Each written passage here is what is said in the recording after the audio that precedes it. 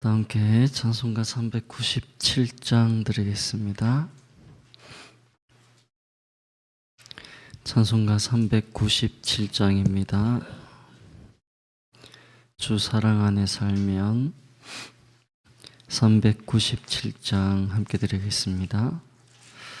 주 사랑 안에 살면 두려움 없으며 그 사랑 변함없어 늘 마음 편하다. 저 폭풍 몰아쳐서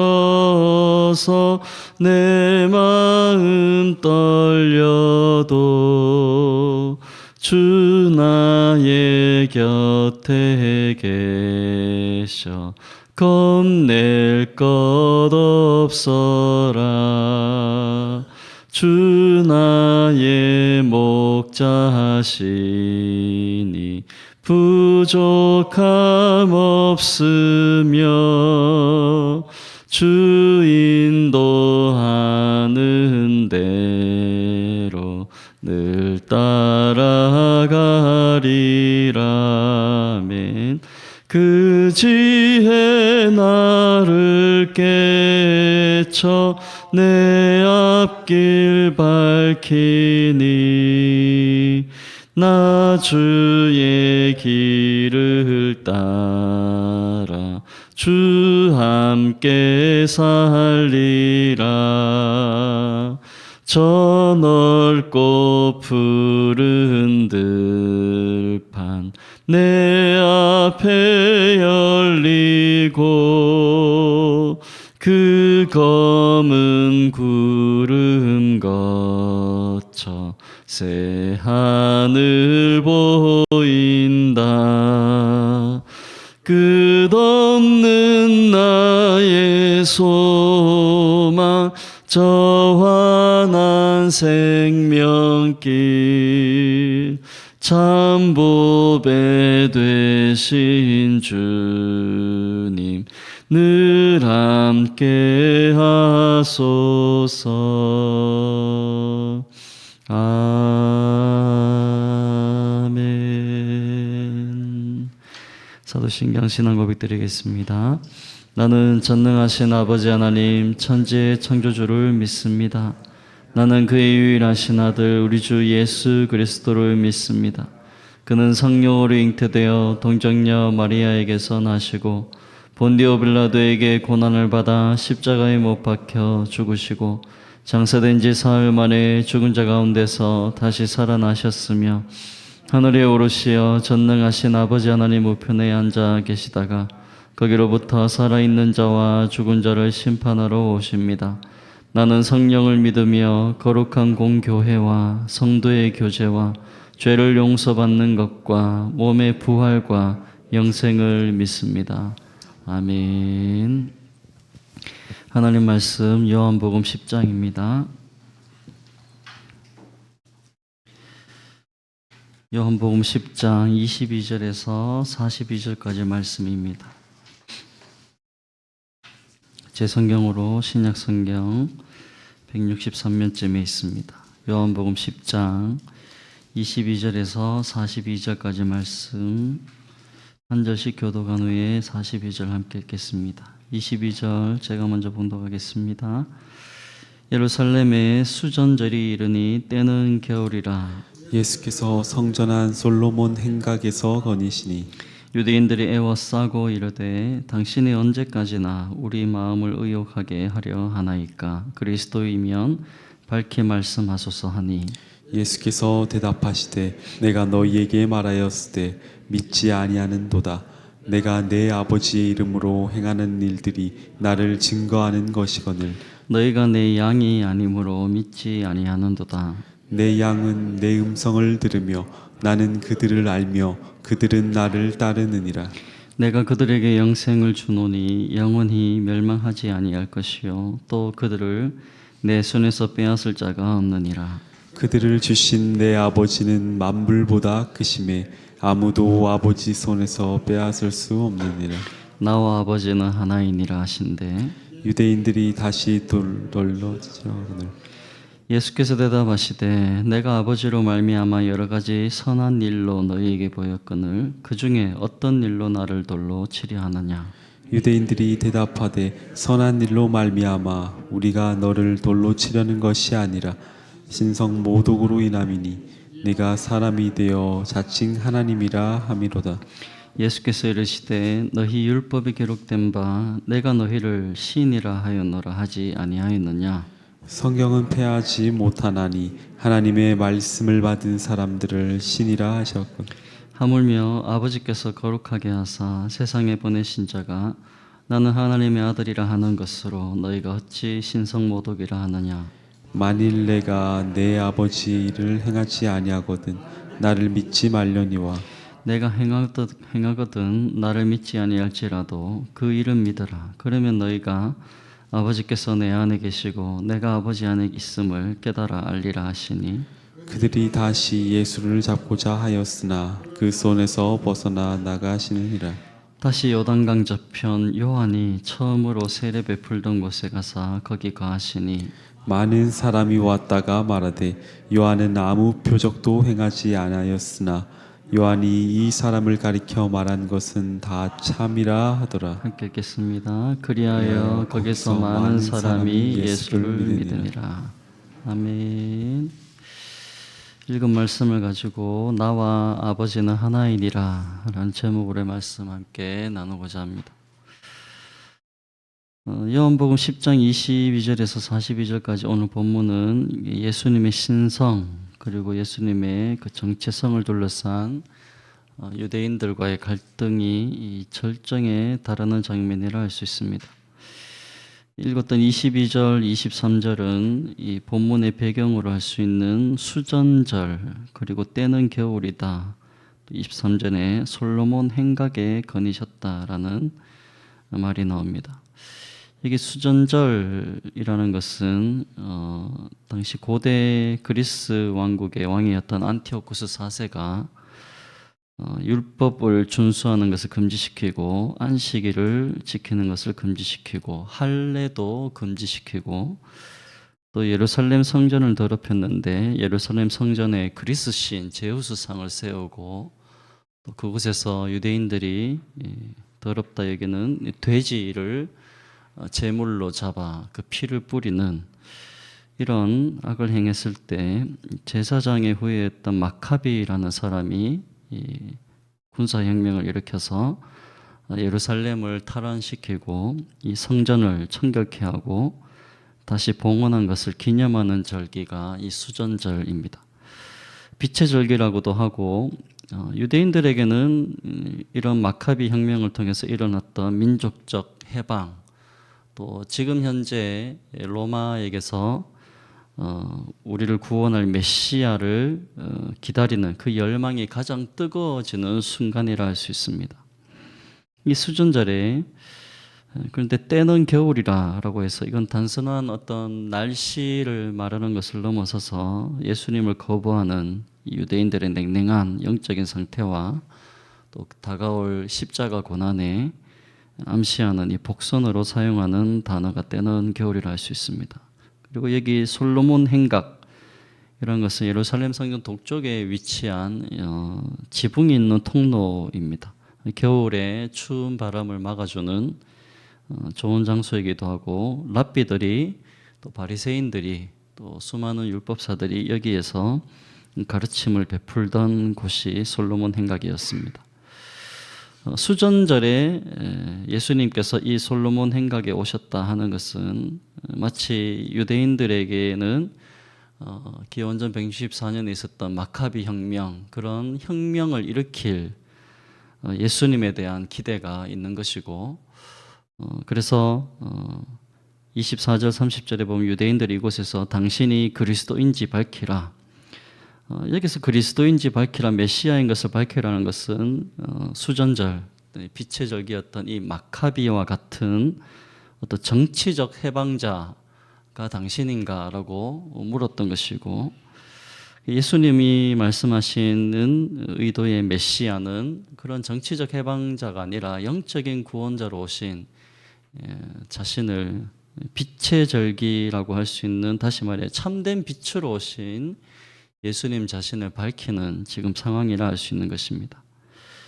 25절 26절에 예수님은 이미 이 말씀과 표적으로 아버지의 이름으로 행하는 일들이 자신을 증거하는 일들이다라고 하시면서 이들이 믿지 않는 이유는 어떤 증거가 부족해서가 아니라 너희가 내 양이 아니기 때문이다라고 말씀합니다.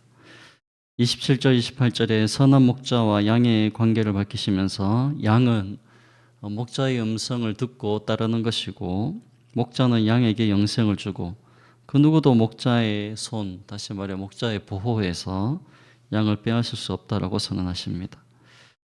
즉, 이 예수님은 메시아로서의 증거의 불충분함이 아니라 그들의 믿음의 방향, 그 믿음의 문제를 다루셨던 것입니다.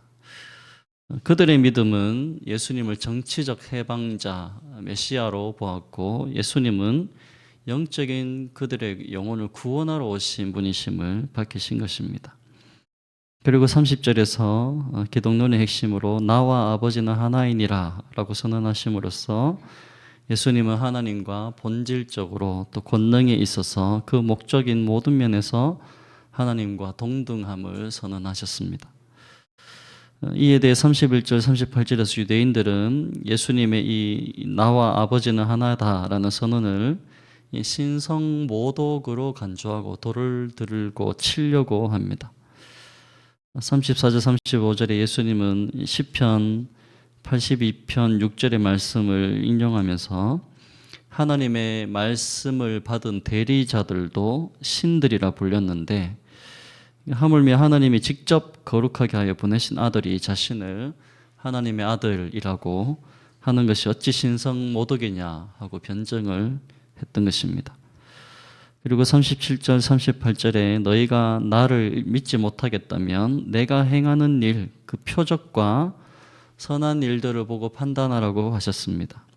그 일들은 아버지께서 예수님 안에 또 예수님이 아버지 안에 계심을 보여주는 객관적 증거이기 때문이라고 밝혀주십니다.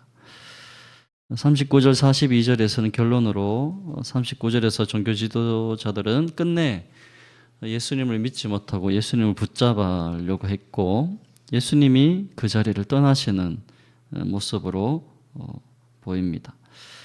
빛이 왔지만 어둠이 깨닫지 못한 모습, 그리고 수전절, 이 빛의 절기에 참빛이 오셨지만 그들의 어둠이 빛이신 예수님을 몰아낸 것처럼 보이는 상황이 보이는 것입니다.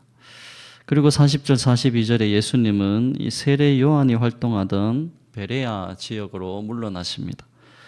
그곳 사람들은 요한의 증언, 예수님을 향한 요한의 세례 요한의 증언이 참됨을 확인하면서 예수님을 믿게 되었습니다. 즉, 이 화려한 예루살렘 성전에서는 배척당하셨지만 광야 같은 변두리에서는 많은 이들이 예수님을 영접하고 믿는 그 대조를 이루신 것입니다. 수전절에 예루살렘의 솔로몬 행각이라는 가장 아름다운, 가장 화려한, 가장 어찌 보면 참빛이 필요한 곳에 예수님이 오셨지만 그들의 교만이 예수님을 돌로 치려고 했고 예수님을 붙잡아 종교 재판에 넘기려고 했고 반대로 가장 어두운 지역이라 가장 변두리 지역이라 할 수 있는 그 베레아에서는 예수님을 믿고 그 구원의 복음을 따르는 빛이 제대로 비춰진 상황들을 말씀하면서 예수님은 누구신가, 예수님의 사역은 어떤 방향으로 흘러가는가를 우리에게 여러 가지 비유와 또 대비를 통해서 말씀하고 있는 부분이라 할 수 있습니다. 특히 39절 40절에 보시면 39절에 그들이 다시 예수를 잡고자 했으나 그 손에서 벗어나 나가시니라. 다시 요단강 저편 요한이 처음으로 세례 베풀던 곳에 가서 거기 거하시니라고 말씀합니다.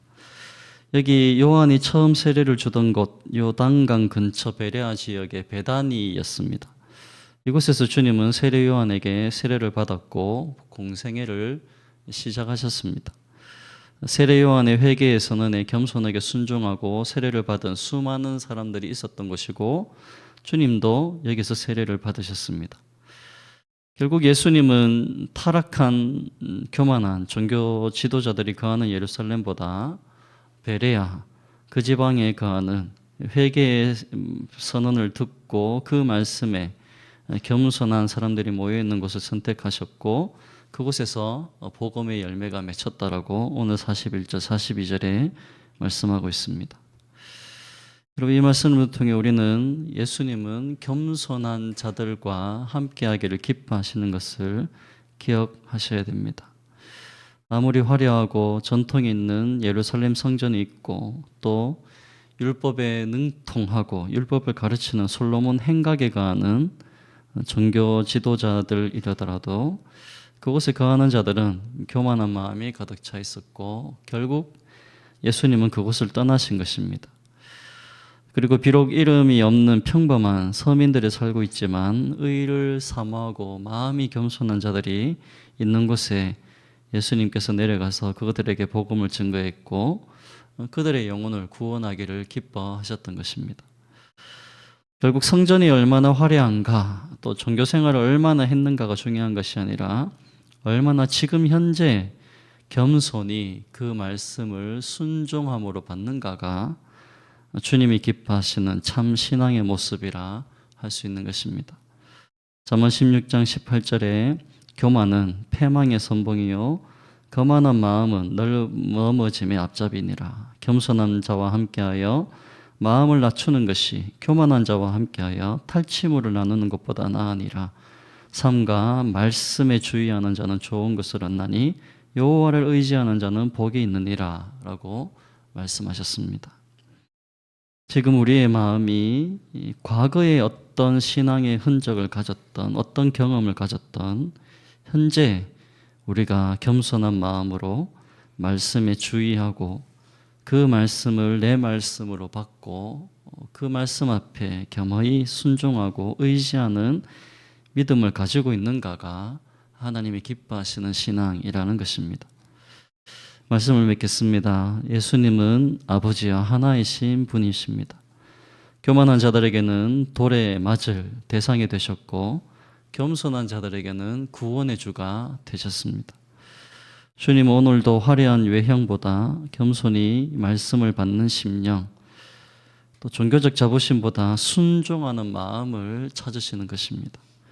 결국 참 신앙은 나는 얼마나 오래 믿었고 얼마나 화려한 신앙의 흔적을 가졌는가가 아니라 오늘 지금 양된 그 지위를 지키고 그 목자의 음성을 들으려고 하고 그 말씀에 순종하고 따르는가 여기에 달려있는 것입니다. 저와 여러분들이 목자 대신 예수님의 음성을 듣고 따르는 참된 양으로서 겸손한 그 말씀을 듣고 따름으로 수전절의 진정한 의미, 빛의 축제, 참빛으로 오신 그 예수님 안에 거함으로 이 구원의 복을 누리는 말씀 되시길 예수님의 이름으로 축복합니다. 아멘. 기도하겠습니다. 살아계신 하나님 아버지 은혜를 감사드립니다. 수전절의 차가운 겨울 속에서도 나와 아버지는 하나이니라 선포하신 주님을 바라보며 빛의 축제에 빛으로 오셨지만 어둠이 깨닫지 못했던 그 자리에 혹 우리 마음도 교만하게 서 있지 않은지 돌아보게 하여 주옵소서. 아버지, 우리는 때로 증거를 더 요구하면서 정작 주님의 음성에 귀 기울이지 않는 우리의 교만함을 회개합니다. 지식은 쌓으면서도 순종은 미루고 신앙의 모양은 지니면서도 목자와 양의 관계 안에 거하지 못했던 우리의 교만함을 용서하여 주옵소서. 선한 목자 되신 예수님, 우리를 그 음성 듣는 양 되게 하시고 그 손에서 결코 빼앗기지 않는 은혜를 날마다 붙들게 하여 주옵소서. 주님과 아버지가 하나이신 것처럼 우리도 주님 안에 거하며 생명의 연합을 누리게 하시고 예루살렘의 화려한 그 성전과 솔로몬 행각이 아니라 겸손히 회개하던 그 요단 강가에 머무르셨던 주님처럼 우리의 심령 낮추어서 주님께서 기뻐 머무시는 기뻐 함께 하시는 처소가 되게 하여 주옵소서. 우리의 입술의 고백을 넘어서 삶의 순종으로 응답케 하시고 겸손한 자들과 함께 하기를 기뻐하시는 주님과 오늘도 겸손히 동행하는 복된 인생을 살게 도와주옵소서. 감사드리며 예수님 이름으로 기도드립니다. 아멘. 하늘에 계신 우리 아버지, 아버지의 이름을 거룩하게 하시며 아버지의 나라가 오게 하시며 아버지의 뜻이 하늘에서와 같이 땅에서도 이루어지게 하소서. 오늘 우리에게 일용할 양식을 주시고 우리가 우리에게 잘못한 사람을 용서하여 준 것 같이 우리 죄를 용서하여 주시고 우리를 시험에 빠지지 않게 하시고 악에서 구하소서. 나라와 권능과 영광이 영원히 아버지의 것입니다. 아멘. 감사합니다. 오늘 목요일입니다. 나라와 한국교회 대구 성시회로에 기도해 주십시오. 대통령, 위정자들 모든 영역에 하나님의 통치가 있도록 정치, 경제, 사회, 문화, 국방, 외교, 교육에 이르기까지 성장하고 성숙하는 나라 되게 하시고 믿음의 사람들이 곳곳에 하나님의 영광을 드러낼 수 있도록 김정은 북한 독재 정권 무너지게 하시고 북한 교회 신자들의 신앙의 자유가 속히 회복될 수 있도록 그래서 한국교회 제2의 부흥운동이 일어날 수 있도록 또 이제 봄 모든 사역들 특히 전도팀에게 은혜 주셔서 상반기 전도 때에도 복음의 열매 영혼 구원 역사가 일어날 수 있도록 기도해 주시고 오는 토요일에 있을 교사 세미나 또 이제 시작되어지는 성경연구원 중보기도 엘림 행복학교 이 모든 사역 가운데 함께 하시되 특히 지금 전 세계적으로 참 어려움 속에 있습니다. 하나님 이 세계를 불쌍히 여겨주시고 주님 오실 날이 얼마 남지 않음을 믿고 우리도 깨어있는 믿음으로 살아갈 수 있도록 도와달라고 기도하고 나아가겠습니다. 주여 한번 부르짖고 기도하겠습니다. 주여 할렐루야. 살아계시고 역사하시는 하나님 아버지 은혜와 사랑을 감사드립니다.